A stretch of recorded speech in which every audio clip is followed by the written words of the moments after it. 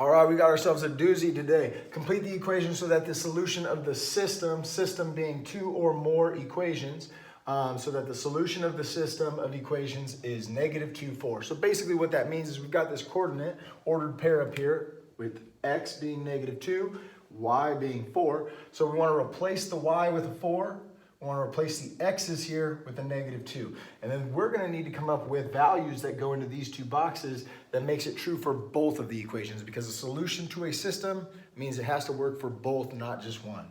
Okay, so the way I would start a problem like this is first I'm just going to double check and make sure that it's a solution down here. And if it is, then I can erase this and start thinking about what I'd plug in to these boxes to make this true. So if I put a -2 right here in place of this x, I square it and then multiply it by 2. We're going to take away the value of -2 and subtract 6 at the end for a final result that should be y, and in this case y is 4. So I'm going to put a 4 right there.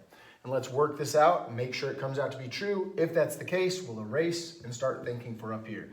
-2 squared, that means -2 times itself. A negative times a negative makes a +4.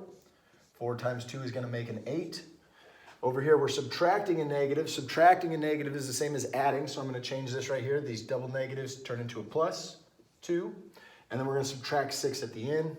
And hopefully what that comes out to is our result of 4. So 8 plus 2 is going to give me that 10. Take away 6. 10 minus 6 does equal 4, so it checks out. We're good there. I'm going to grab that eraser real quick. Give us some space to think and work. And here we go. All right, the way I would go about a problem like this, if you're being asked to fill in the blanks to make a solution to a system accurate or true, first thing I would do is I'm going to take that value of y. If y is isolated like it is in this case, it looks like it's in slope-intercept form. We're going to take that and we want to change that to a 4 right now, because we know we have to come out to a solution of 4 for y. That's what our end result has to be after we take a number, multiply it by x. X in this case is -2, so we're trying to think of a number times -2, and then we want to add something to it at the end. So we'll leave that blank for right now.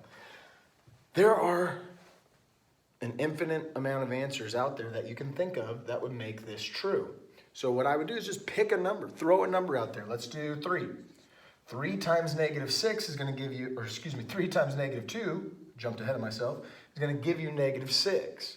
So now that I have -6, my number over here needs to be very specific to come out to 4. -6 plus what would give me a 4? And that answer would be a 10.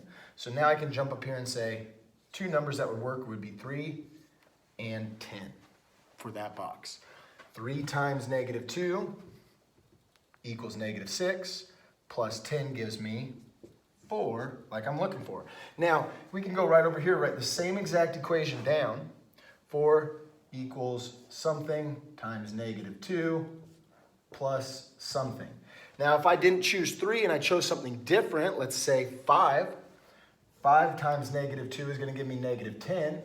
So now, look, we're dealing with a different value after we've multiplied. Okay, so we have a different product after multiplying these two numbers. First time I chose 3, which then made it I had to choose 10 for this value. Somebody else in the class might have chosen 5, which means they're going to now need to choose a different value here to make 4 as our sum. -10 plus what would give me +4, and that would be 14. So somebody could give 3 and 10 as an answer. The next kid in the class might give 5 and 14 as their answer. Okay, so there's an infinite number of solutions. Best way to go about this is pick the number here. Based off of what number you pick, multiply it by your x value, and that will determine what this needs to be.